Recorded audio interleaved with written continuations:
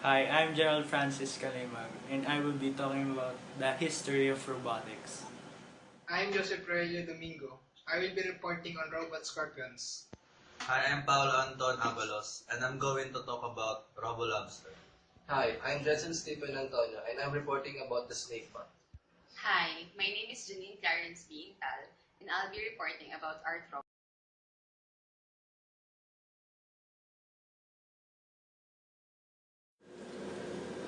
The history of robotics. In 320 BC, Greek philosopher Aristotle made his famous quote: "If every tool, when ordered, or even of its own accord, could do the work that befits it, then there would be no need either of apprentices for the master workers or of slaves for the lords."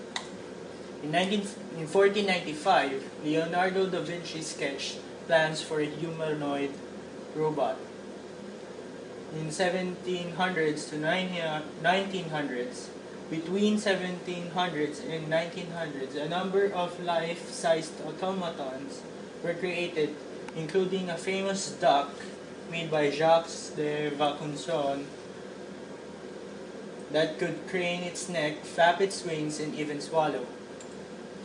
In 1913, Henry Ford installs the world's first moving conveyor belt-based assembly line in his car factory, a Model T that can be assembled in 93 minutes. In 1920, Karel Capek coins the word robot to describe machines that resemble humans in his play called Rossum's Universal Robot.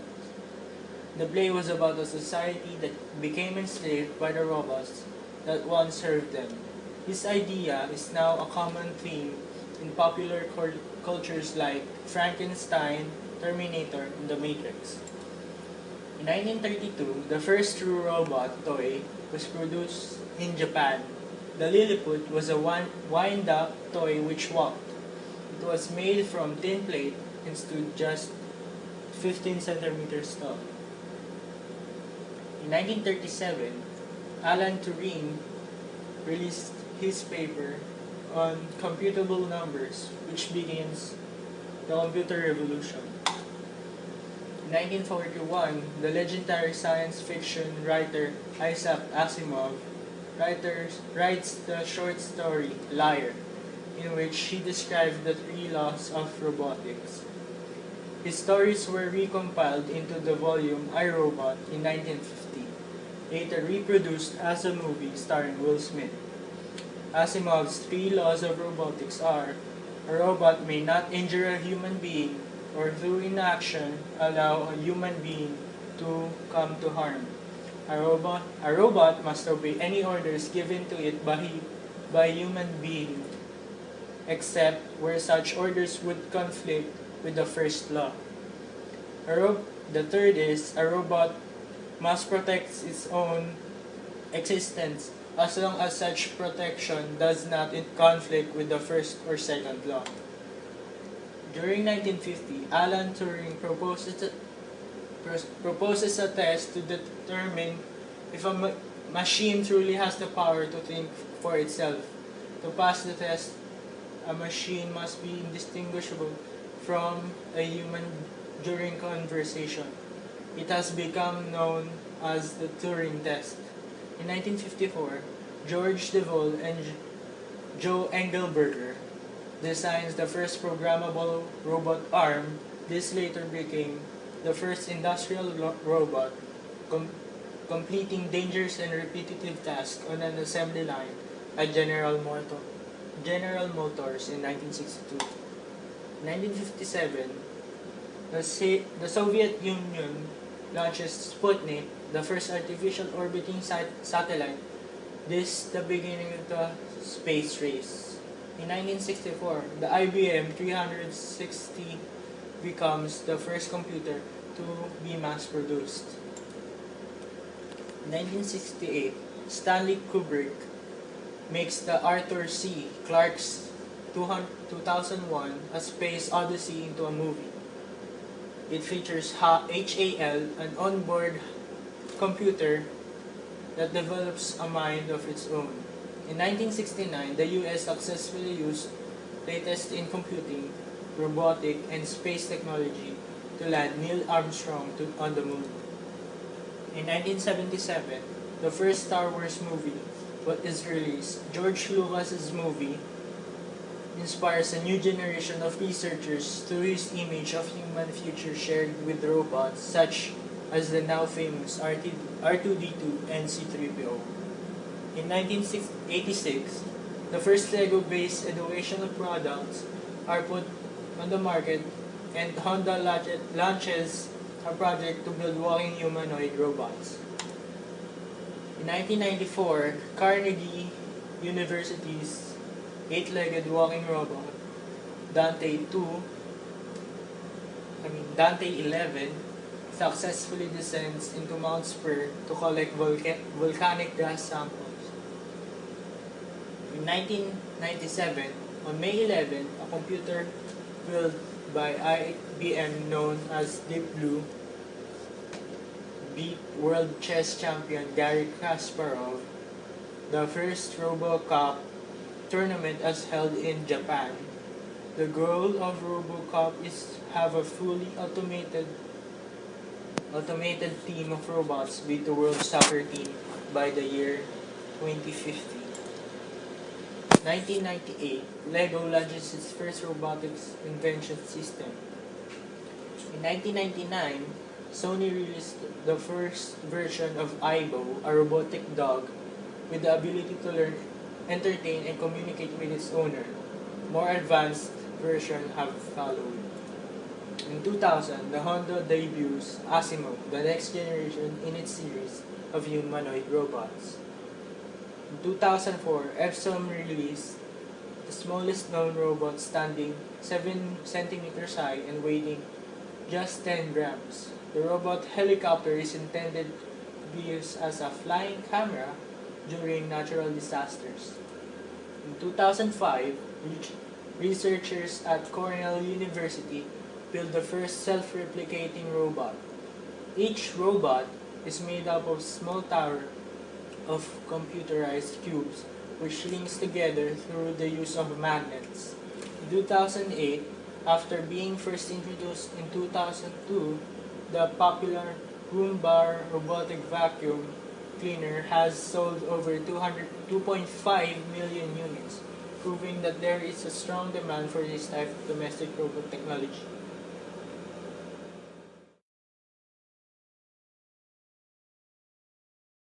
A robot scorpion able to withstand harsh desert conditions. In the United States, Defense Advanced Research Projects Agency, or DARPA, is working to develop our Scorpion robot. The reason the project selected the Scorpion as its model is that the robot was to operate in the desert. Scorpions have been able to survive harsh desert conditions ever since their creation.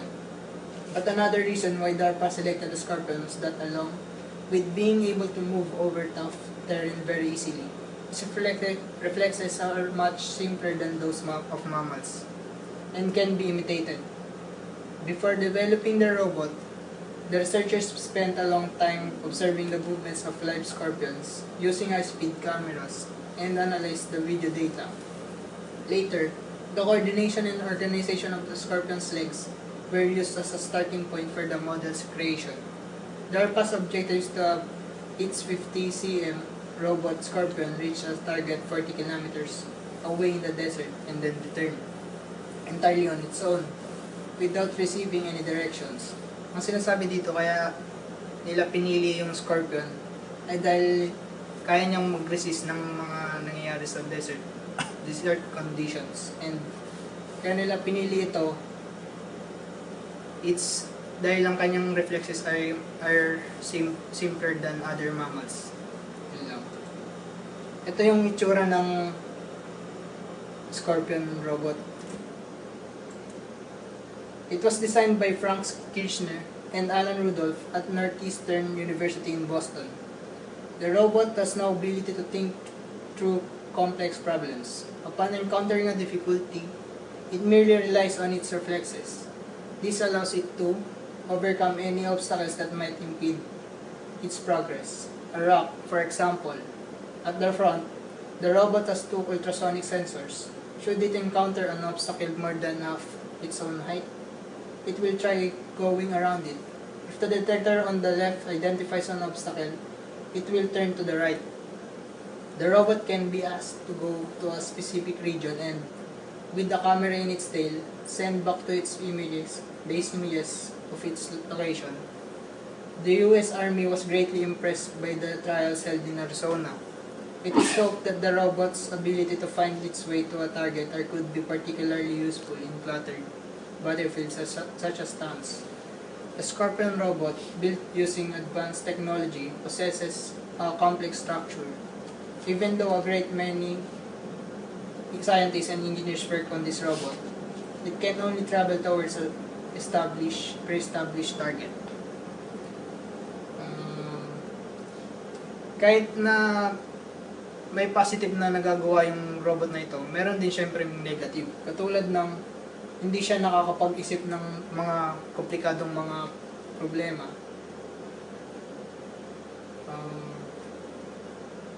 At saka parang umaasa na lang siya sa kanyang mga reflexes. Pero ang US Army ay natutuwa dahil ito ay pwedeng gamitin sa mga battlefields. Maaasahan itong gamitin. Ito ang mga parts ng Robot Scorpion. Camera and radio connections, ultrasound sensors, infrared sensors, rocket terrain, and target. When the robot Scorpion encounters a rock, first it scans it with ultrasound to decide whether it's too high to climb.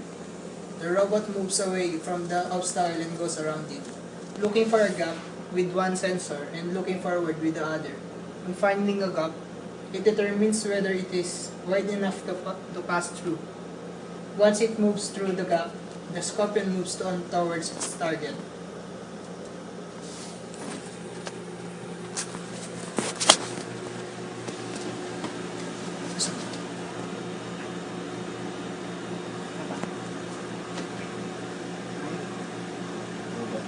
Its parts are control chip, which determines which step will be taken first. Interface, used for programming the control chip. Drive chips using 100 mm keys. R2 connection permitting two-directional movement. Two-directional air valves.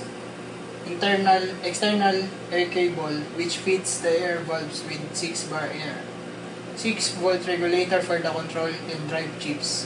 Warning lamps for indicating chip malfunctions. Unit serving as leg muscle. Power transmission cable. Robo-Lobster. The robot lobster dubbed Robo-Lobster was created with the task of detecting mines underwater.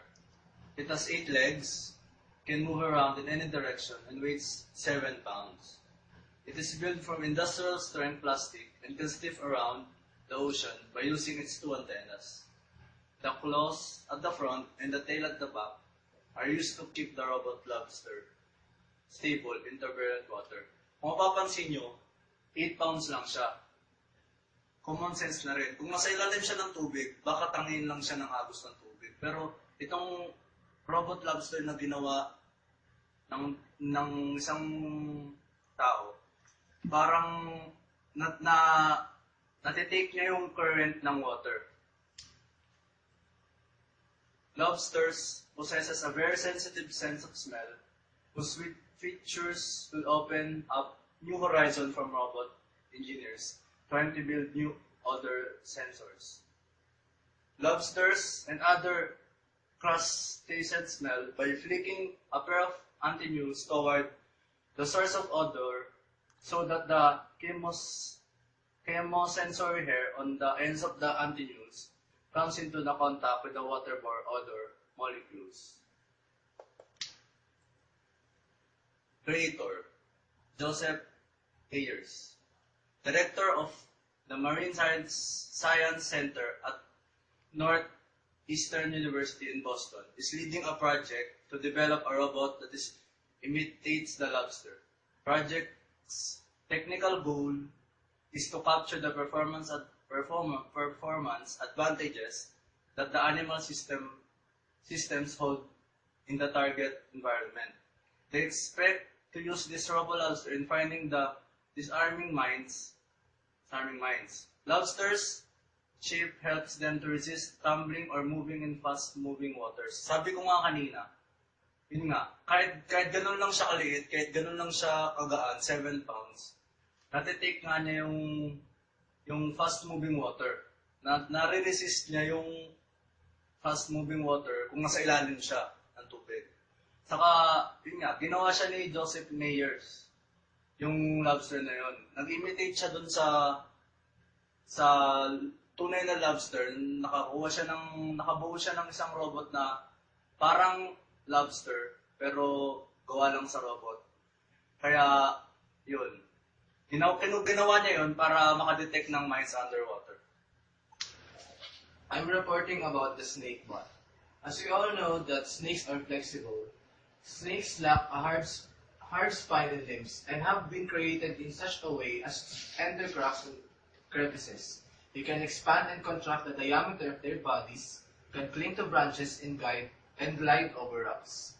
So this property is inspired for a new robotic interplanetary probe developed by NASA's Ames Research Center, which they call the SnakeBot. In order for our robot to mimic the movement of a biological snake, some special design features have to be used. Mark Yim of Xerox Palo Alto Research Center developed these what's so-called polybots. So what are polybots? Polybots are robots that are able to change their shape in order to perform a variety of tasks. So these polybots will help snake bots to slither and dig underneath the soil for geological surveying or coil up to carry tools for construction in space. So this figure shows that a third generation model of a snake bot being developed for Mars exploration. So what are the components and their functions? The main body of a snake bot consists of about 30 identical hinge-like modules that are linked together in a chain. These modules are connected by a central spine and work together to perform various functions. The snake bot frame will be constructed out of a polycarbonate material and covered by an artificial skin to protect it from the Martian elements. So each snake bot will have a central computer that works in a conjunction with smaller computers in each module. It also has microcontrollers to interpret signals from the main computer to control the movement. Also, it has sensors to indicate if the snake is in contact with anything, where it's touching it, and how hard the contact is. It also has two servo motors, which are like of the Shell Hobby motors, will be used to move the various parts in each module. Each motor will be activated by a signal from the main processor. And each model will be equipped with one wheel, and this will ease the movement. It also has gears to allow movement of the hinges, in which gives the snake the ability to coil, sidewind, and inchworm its way across the ground or wrap around objects. It also has small cameras attached to the snake bots, in which gives view to the surroundings.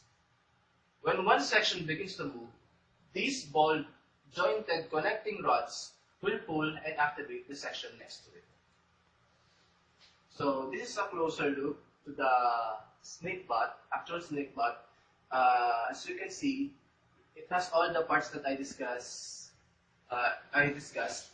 And for other infos, snake bots will be able to limit the weight of the spacecraft, ferrying them to the space. And also, these robots are much more cheaper that some may cost only $300 and can be easier to fix. Robotic surgery is by no means a new concept. It has been in the industry for almost 2 decades. ArtRobot is the first ever robot to help in surgery. It was first developed in 1983 by Dr. James McEwen and Dr. Brian Day. This is how it works. ArtRobot, the robot surgery, has 4 arms that hold surgical instruments and perform surgery better than a human hand. And it can rotate an astounding 720 degrees. Its one arm contains a microscopic high-definition camera, and the 3 other arms of it are used to interchange surgical instruments. The surgeon performs procedure via console booth, sitting just meters away from the patient, and the surgeon can view the procedure by looking through the internal display and also on a larger screen above. And here is how ArtRobot looks. This will be the surgeon, which will be looking on LCD, and the microscopic placed in here will be seen in there. What are the benefits of ArtRobot? Compared to human surgery that is done by surgeons and doctors, it causes smaller scars, less pain, lower risk of infection, reduced bleeding, and faster healing.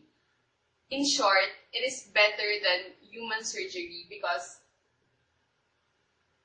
it heals faster than any other operations performed by any doctor.